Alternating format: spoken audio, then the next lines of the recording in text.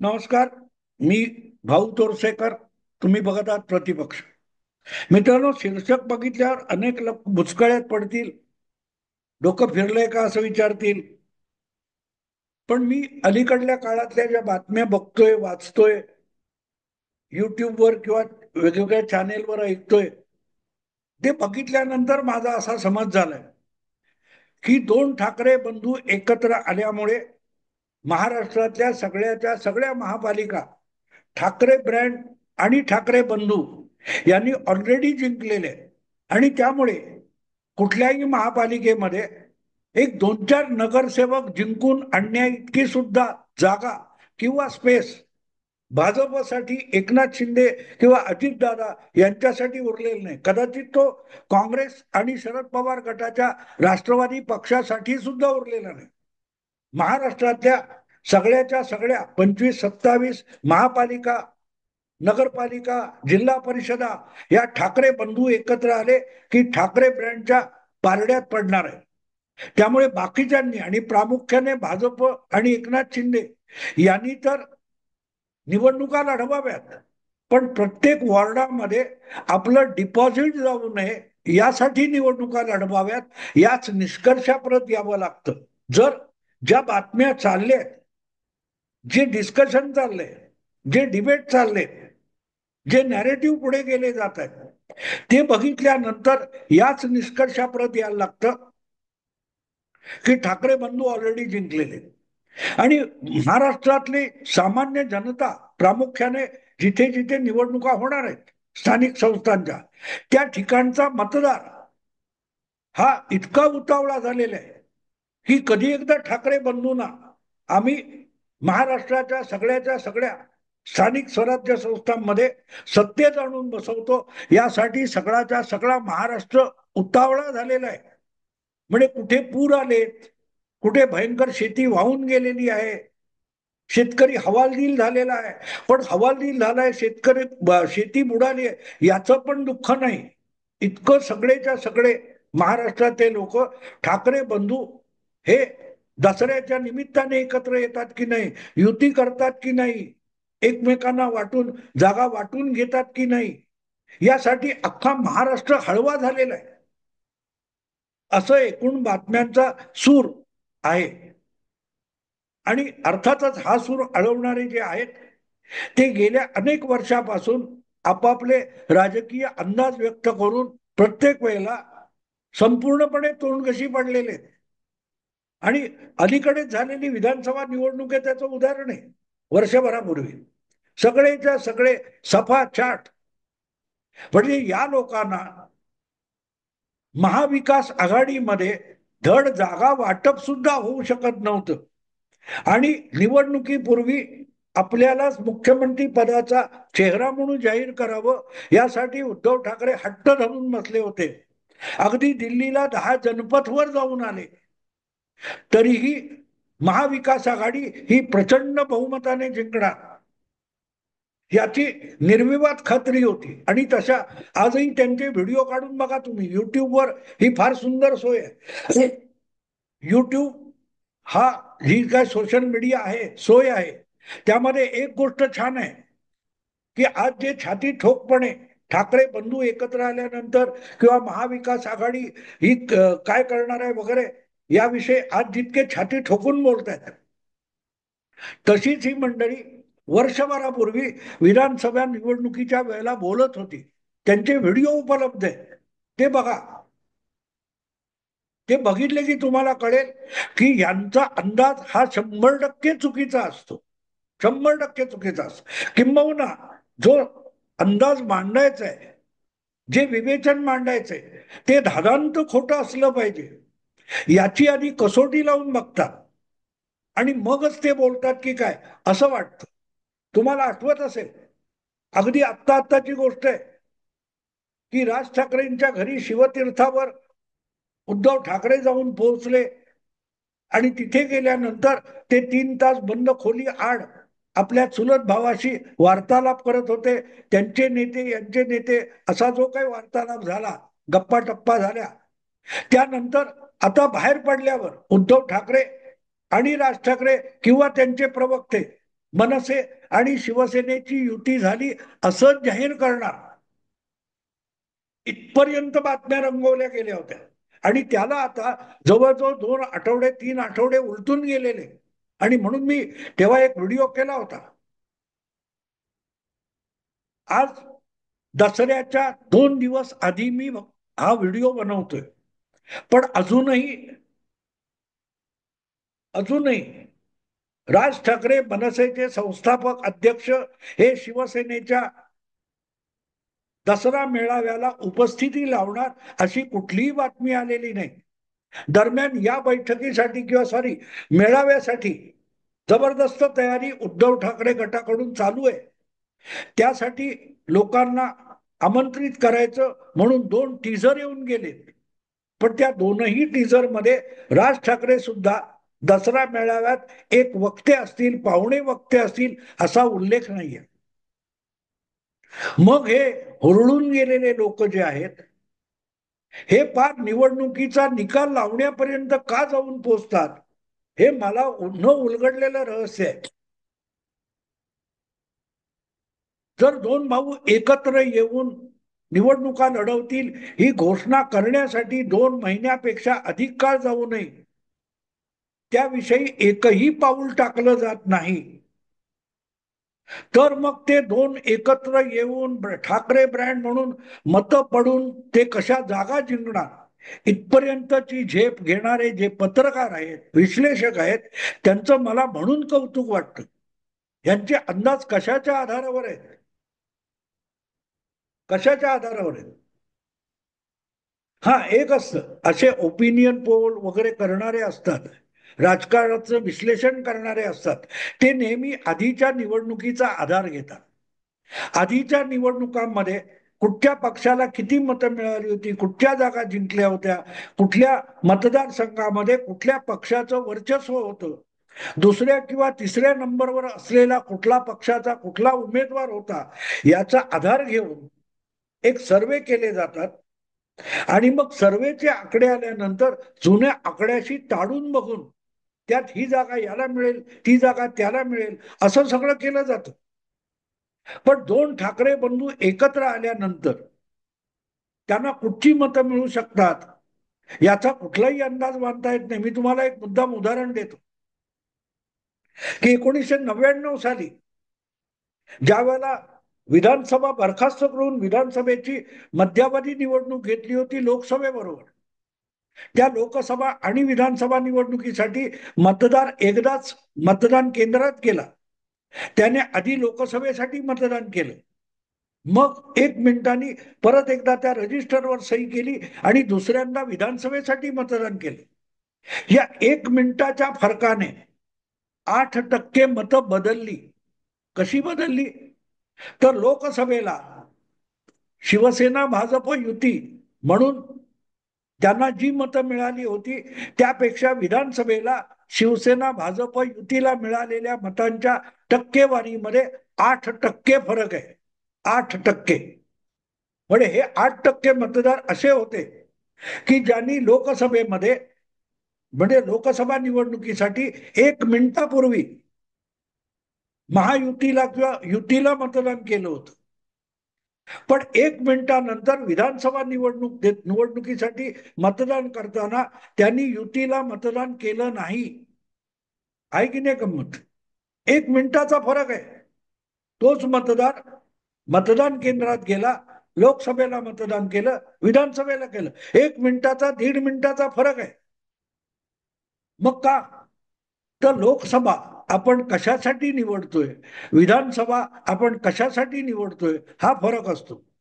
दुसरी गोष्ट, लोकसभा हा प्रचंड मोठा मतदारसंघ असतो. तिथे पक्ष बघून मतदान केलं जातं, आघाडी बघून मतदान केलं जातं. पण ज्या वेळेला विधानसभेची वेळ येते तेव्हा विधानसभेला आपल्या परिचयातला आहे का, आपल्या विभागातला आहे का, कारण आमदार हा दिसलेला चेहरा असावा लागतो. त्यामुळे विधानसभेच्या निवडणुकीला पक्षाला आणि चेहऱ्याला महत्व येतं. आणि त्याच्याही खाली जेव्हा तुम्ही महापालिका, नगरपालिका, जिल्हा परिषद अशा पातळीवर येता तेव्हा तुम्हाला चेहरा प्राधान्याचा असतो आणि चेहऱ्यासमोर पक्ष आणि आघाडी दुय्यम ठरते. दुय्यम ठरते.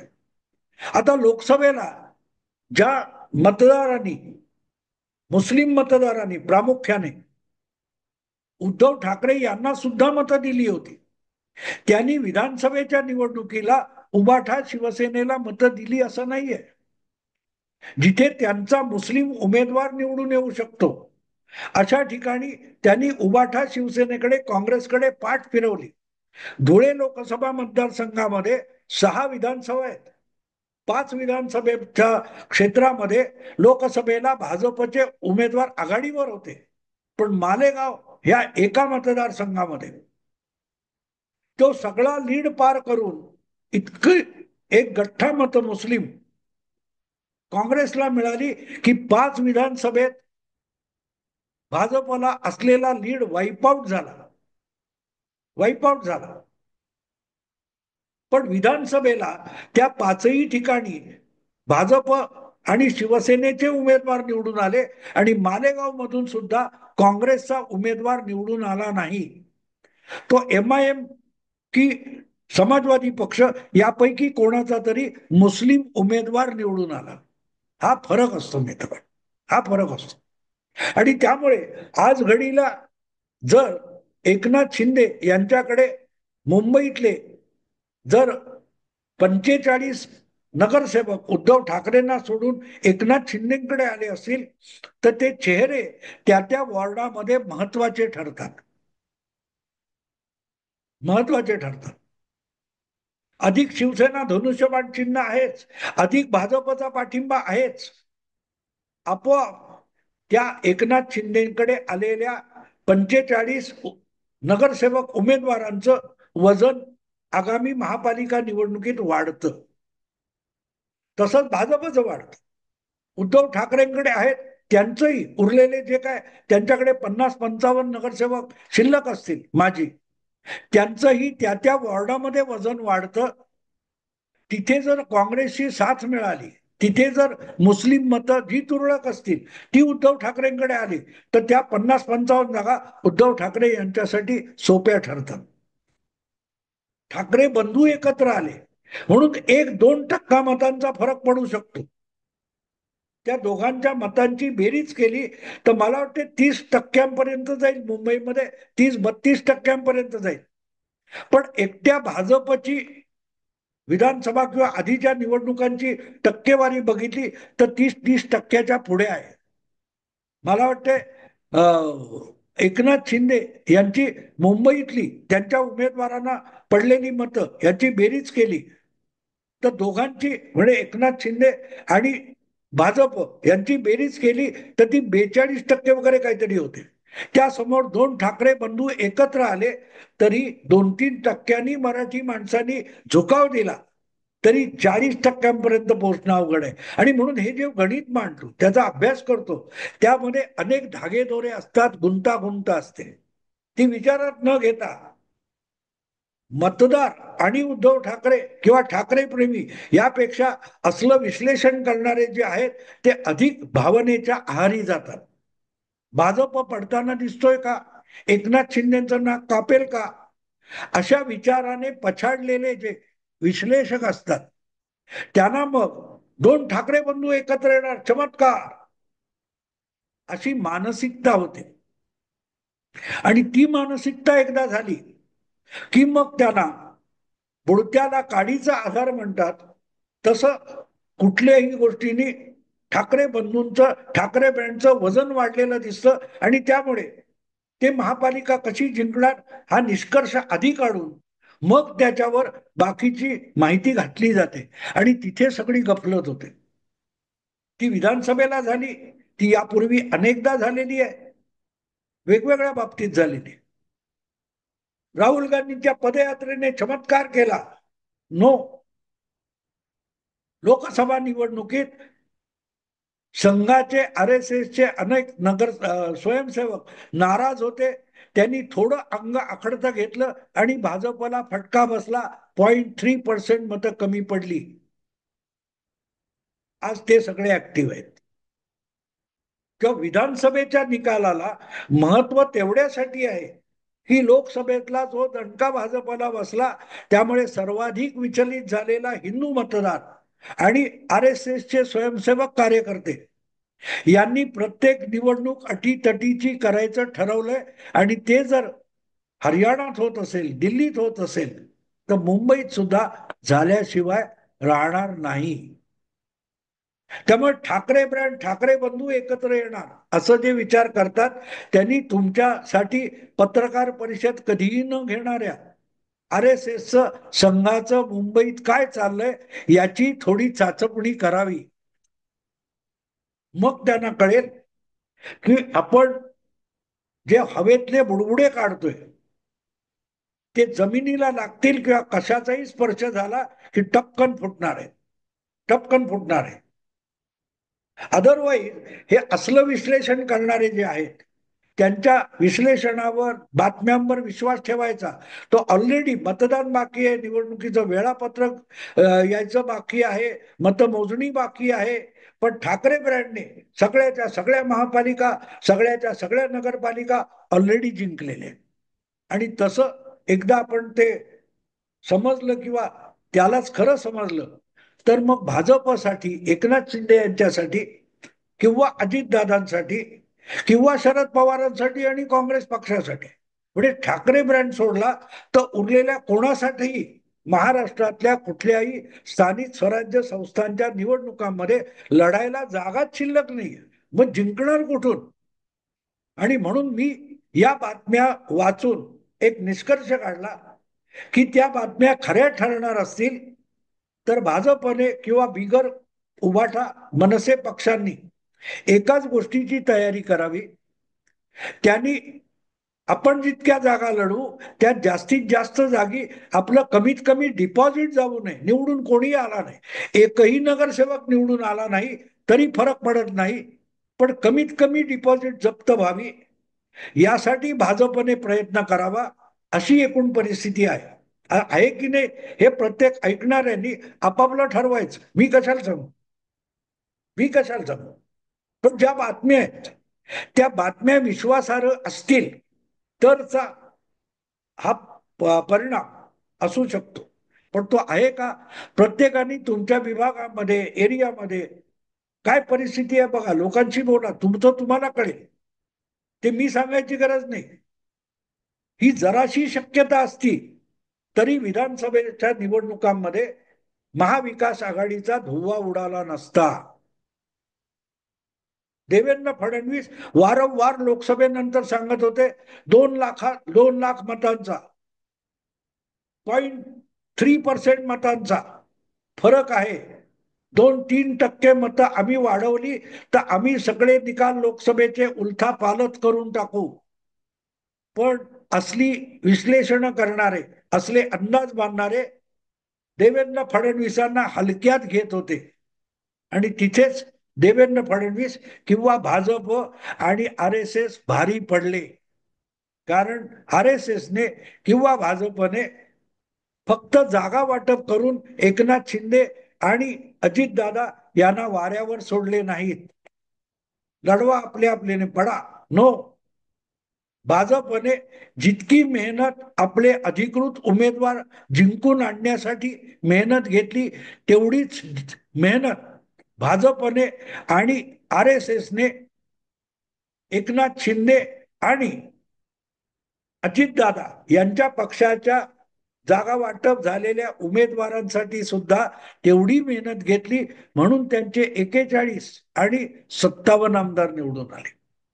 आणि तेवढीच गोष्ट महाविकास आघाडीमध्ये नव्हती पण मीडियात होती. मीडियामध्ये शेवटच्या क्षणापर्यंत, निकाल येईपर्यंत महाविकास आघाडी प्रचंड बहुमताने जिंकणार होती, पण मतमोजणी संपली तेव्हा महाविकास आघाडीचा धुव्वा उडाला होता. आता सुद्धा अजून वेळापत्रक नाही, मतदान नाही, उमेदवार नाही, मतमोजणी नाही, तरी सगळ्याच्या सगळ्या मीडियामध्ये, बहुतांश मीडियामध्ये ठाकरे बंधू हे प्रचंड बहुमताने जिंकत आहेत. कदाचित मतदान आणि मतमोजणीपर्यंत ठाकरे ब्रँड आणि ठाकरे बंधू हे प्रचंड मताधिक्याने जिंकतील फक्त मतमोजणीच्या दिवशी गडबड होईल.